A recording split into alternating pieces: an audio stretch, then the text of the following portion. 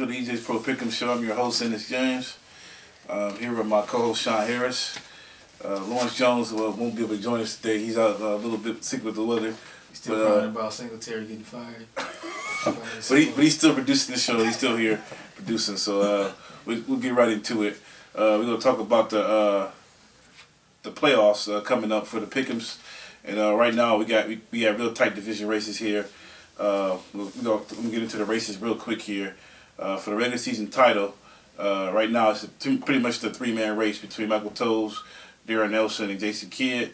Michael Toes has a chance of being the first rookie ever to win the regular season championship.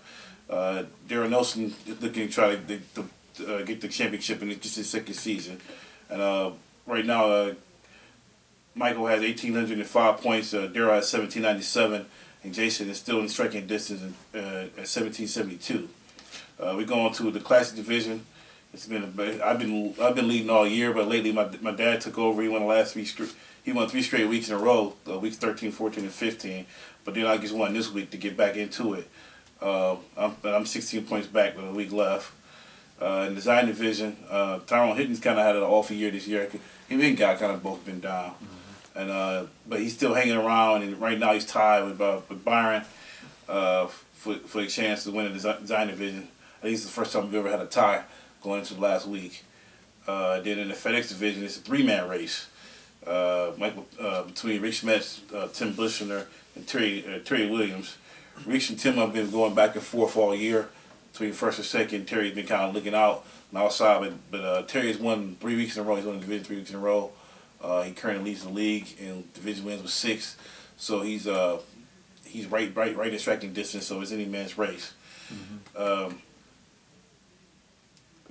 What happened to you this week? You were talking a lot of stuff about getting back in there. I talk a lot of stuff. You had a 6-10 week. Oh, 6-10? Yeah. You sure it wasn't 10-6? No, 6-10. Oh, I think this league is rigged anyway. This person sitting next to me. I don't know what happened. Just a bad week. Okay, going along with Ohio State. That's what it was. Man, you know what? It's like typified the week Minnesota beating Philadelphia. Having people pick Minnesota to win.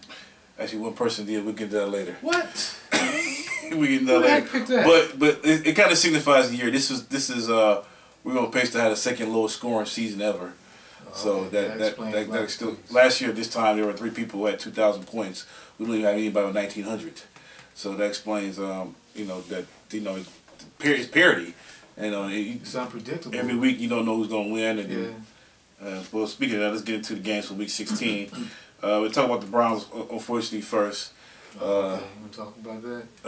As far as picks go, 35-42 picked the Ravens. There were 5 10-point bonus, and finally, I got this is the game that got me the conference win this week. You won the conference? Yeah, this is the game that got me the conference win. I hit that one on the head. Finally the Browns come through for me. They lose like I picked them to lose. Yeah, I mean you said before that you picked the Ravens and they won. Yeah, but I actually hit it on the head too. So that's the difference that got me back in striking distance. Yeah, but this game was pretty much it was kind of tight early, but the Ravens came into the game. They even said that they were going to take Peyton Hillis out the game, not physically take him out, but they did. But their game plan was to shut him down, and they pretty much did that. And Ray Lewis was talking some junk before the game too. Yeah, and it's kind of ironic he got hurt. And this is the first game you can really say Colt McCoy actually played like a rookie. Yeah, 3 picks, no touchdowns. Yeah, and then he I don't know. He kind of like Sanchez too. He seemed like he was having a hard time throwing into the wind too, into the cold Cleveland air. Yeah, hard time throwing anywhere. But he's one of your thoughts on the game as well. I didn't see too much. So I only saw the second half. Well, to be honest, I didn't see too much of it either. It's like I saw Mascot throw the touchdown pass to your boy Rubisky, and then like I fell asleep, and then I woke up and the Ravens won. That's pretty much what happened. It was a boring game. It was pretty much a boring game. Well, going forth, what do you feel the Browns need to do the rest of the way and going into the next season? Just keep playing hard. Make sure McCoy keeps getting his starts, gets his experience. I'm sure he'll bounce back. and just look forward to the future without Mangini. All right, it was a huge win for the Ravens because they stayed on task for possibly winning the division if Pittsburgh, the Browns somehow beat Pittsburgh this week. Hopefully so. And if Pittsburgh does lose and the Ravens win, they also have an outside chance to get a number 2 seed. Mm-hmm. So that was huge for them. The other game we're going to talk about, well, there ain't really enough to talk about. Pittsburgh 27, Carolina 3. Mm-hmm. Pretty much everybody picked Pittsburgh. I guess the only thing we really talk about in this game was Trey Polamalu and Aaron Smith didn't play. They're both probably not going to play again this week. But the question is, will those guys be ready for the playoffs? Story has it that if they needed to play, they probably would play if they had to. So I think that's the thing that everybody's concerned about. If you're a Steeler fan, make sure you get those guys ready for the playoffs. I don't know. I'd be concerned. It's like, even though the Browns aren't great, I mean, they're not an automatic win. Though they played everybody tough, and the Steelers without Polamalu, it's almost like Samson losing his hair. It seems like. No pun intended, huh? Yeah, it's just they've shown to be very average for the most part without him, but they definitely need that win because if they lose in Baltimore, I mean they more likely they'll win their game. We'll preview the Browns Steelers game later. Yeah, week 17. Yeah, but they definitely need that win. How are we looking on time? Yeah. Okay. Next game, this was a game, Chicago at the Jets. This is the median game. This is maybe the key game of the week. 23 out of 42 picked Chicago to win it. Brian Mandy and Terry Williams both had 10-point bonuses. Both of them ended up winning. Brian, of course, because he saw in the scoreboard, he won the round this week, and Terry won his division. But this is kind of, I was expecting a defensive struggle in this game, and it ended up being a shootout. And, Sanchez and Cutler both played well. Cutler did have that one bad mistake. He threw the pick six. He still, but he bounced back from that, and a lot of people called him like a young Brett Favre because he seems to have that mentality. He can throw an interception, but doesn't never seem to phase him. Yeah, he don't have Brett Favre's arm though, but it seemed like he finally learned how to throw in the cold weather. Yeah, that was a good thing. That's a good sign for the Jets, even though they still lost. Yeah, well, I think the concern for the Jets, though, that I noticed in this game, what happened to that defense? Yeah. He wasn't throwing at Revis going into the game. Cutler talked a lot of trash, and he would throw right at Revis, and he didn't throw it up too much, and they seemed to pick on everybody else.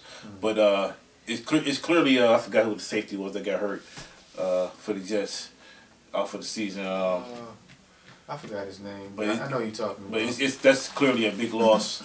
It showed up definitely in this game. And also, it also shows that the Jets right now, they haven't been getting much of the pass rush all season, and that's been a concern for them. He kind of old and washed up now. Yeah, he got that safety last week, but yeah, they definitely need some help with pass rush. Vernon Golston, they still trying to use him, even though he was a bust. But yeah, they definitely need some help with the pass rush. So do you? I know we talked about this before. Do you have faith in Chicago not making a deep playoff run? I'm still 50-50 on it, really. I mean, they're actually better than I originally thought. I got a little more confidence than I had before, but I still don't know. Still don't know yet. Well, I'll come to a final determination once it's time. The other thing I think it's been evident too about the Jets, their running game hasn't been there lately either, and that could be due to the biggest Ferguson being out. They got another offensive lineman out too. I can't remember. I don't know if it's Faneca or is it Faneca ain't played for them in I don't know how long. He played for them in like 4 years. You sure? Yeah. They remember they signed him. After he left the Steelers, you talking about? Yeah. He's been playing for. Or maybe I'm thinking him before that. Yeah, I think he's still on the roster, but I mean they saying he's getting old though. Yeah, I don't know who the guys got hurt. The next game we're going to preview is New Orleans at Atlanta. I kind of thought this was going to be a shootout. This ended up being a defensive battle. 13 out of 42 picked the Saints in this one. There were 5 10-point bonus hits. I was impressed by the Saints' run defense. They pretty much held Michael Turner in check. And the Falcons, continued to run the ball, and they continued to stop it. And I was impressed by the Falcons' pass rush. Yeah, Drew Brees threw for 380 yards, but he had to throw like 49 times to do it. And at times Drew Brees looked like he looked against the Browns in that game. He had two critical turnovers, but the Saints defense bailed them out both times. Not both times. One was ran back, but yeah, I don't know what he was thinking on. Yeah, but I was their defense this year is more of a stout defense compared to last year, where they were just causing a lot of turnovers.